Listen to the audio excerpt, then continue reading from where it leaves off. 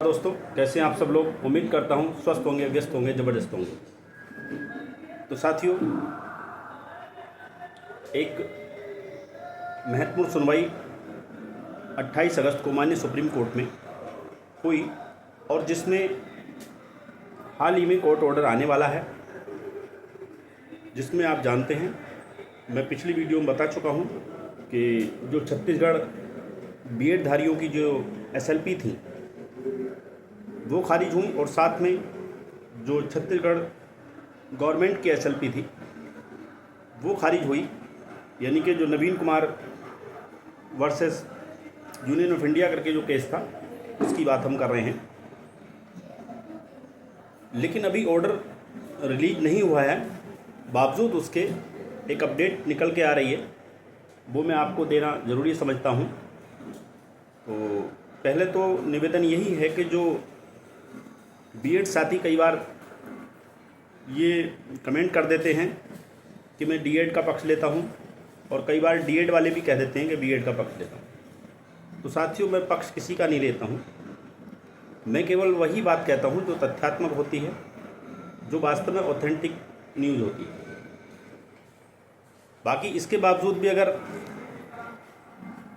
किसी बीएड साथी को या डीएड साथी को मेरी बात चुभ जाती है तो उसके लिए सॉरी कह सकता हूँ, लेकिन फिर भी जो सत्य है वही बात की जाएगी। तो साथियों, वीडियो में अंत तक बने रहें। सभी साथियों का सर्वप्रथम स्वागत है आपके चैनल गेट सॉल्यूशन में, और साथ ही निवेदन रहेगा उन सभी साथियों से जो चैनल पर पहली बार विजिट कर रहे हैं, वो चैनल को सब्सक्राइब कर लें, बेल आइकन को हिट कर लें, ताकि इस संबंध में आने वाली जो वीडियोज़ हैं वो उन तक समय तक पहुँचती हैं। साथियों, काफ़ी कमेंट आ रहे हैं कि कट ऑफ पर एक वीडियो बनाइए, छत्तीसगढ़ में बीएड जब बाहर होगा उसके बाद जो डीएड की नियुक्तियां होंगी तो उसके बारे में उसको लेकर के कट ऑफ वीडियो की काफ़ी मैसेज आ रहे हैं। तो मैं बताना चाहूँगा साथियों, कल मैं कट ऑफ को लेकर एक वीडियो आपके बीच लेकर उपस्थित ज़रूर होऊंगा। फ़िलहाल जो अपडेट है उसकी बात करते हैं।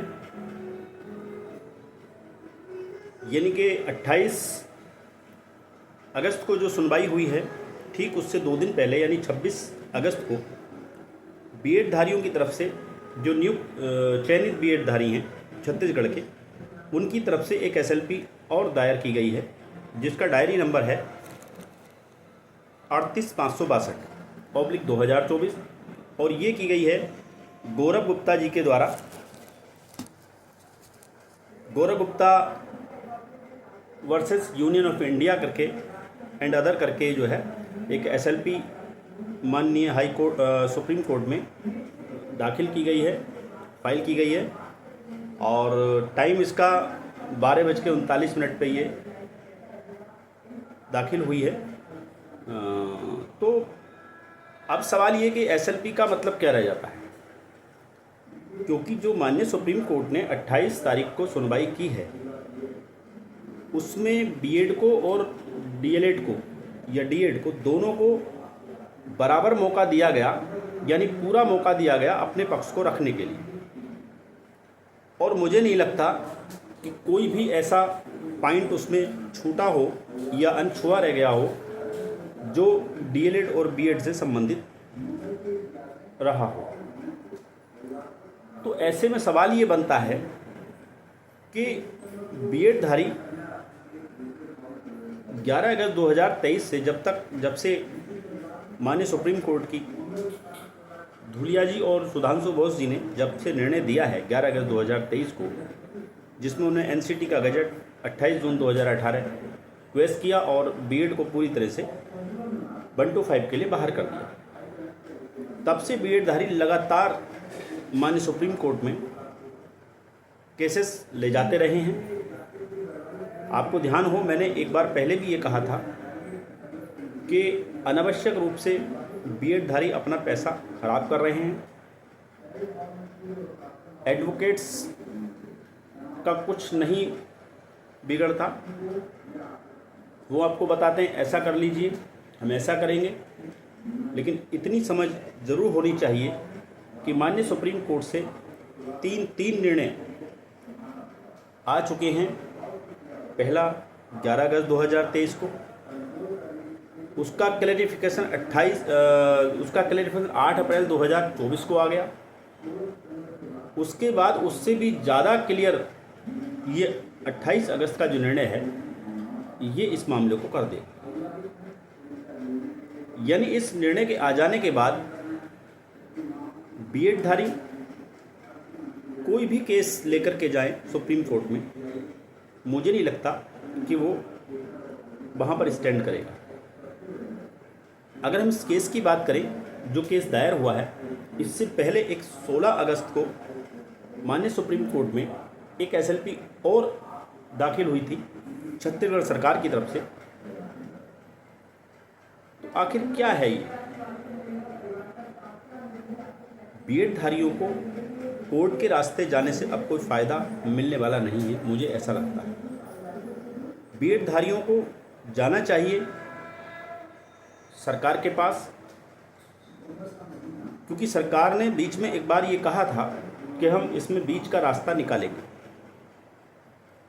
तो बीएड धारियों को सरकार से बात करनी चाहिए कि वो बीच का रास्ता क्या है जो आप निकालने वाले थे। वो बीच का रास्ता हमें दीजिए, हमारी नियुक्ति सेफ कीजिए।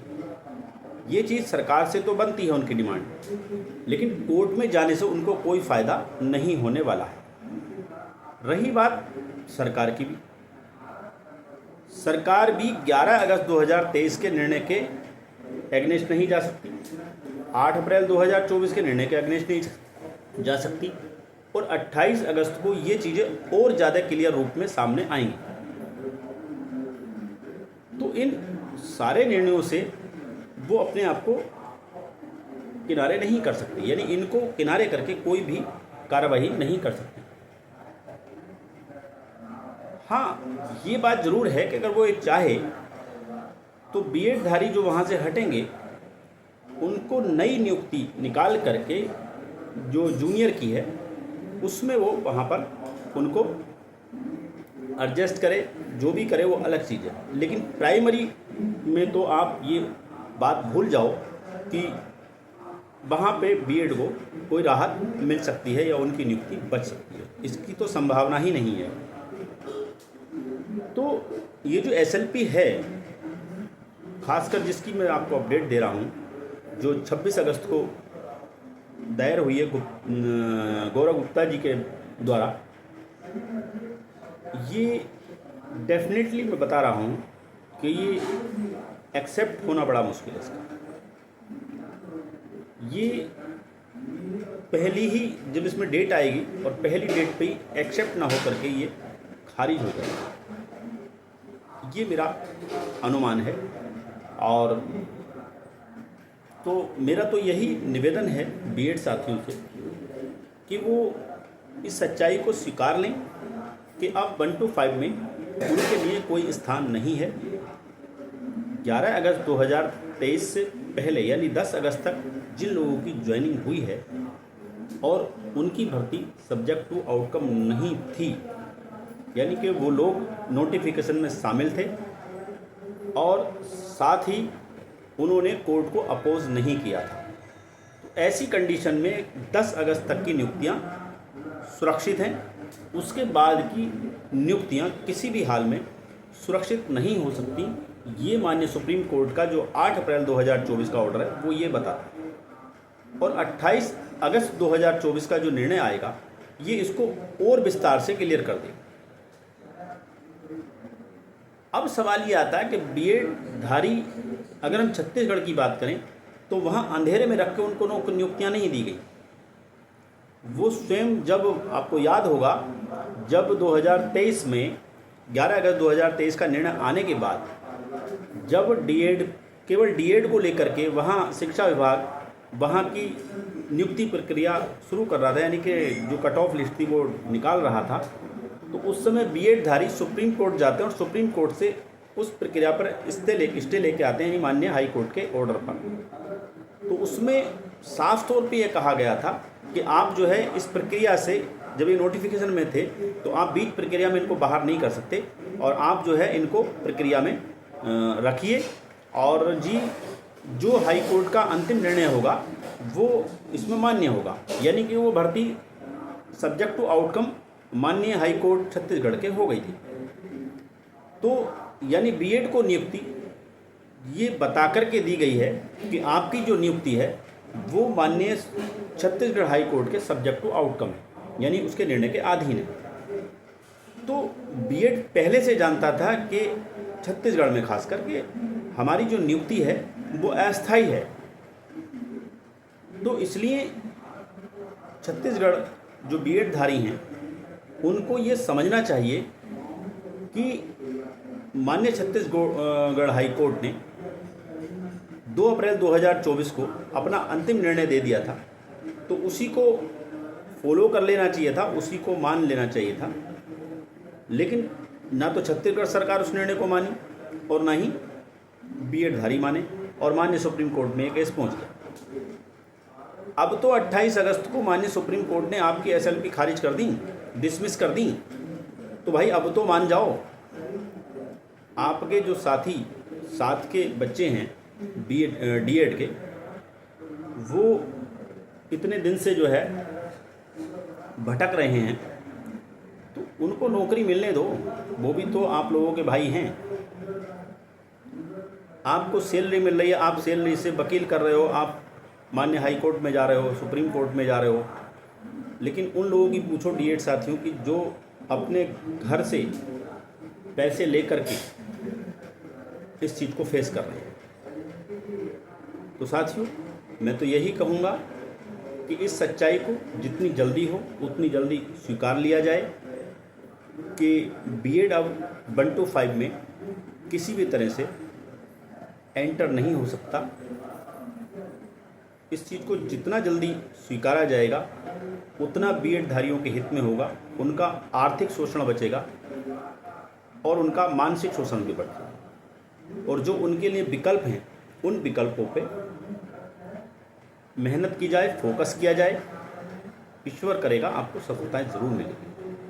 तो इसी के साथ साथियों कुछ चीज़ें स्पष्ट हुई होंगी, क्लियर हुई होंगी। वीडियो अगर अच्छी लगी हो तो लाइक करें, कमेंट करें, शेयर करें।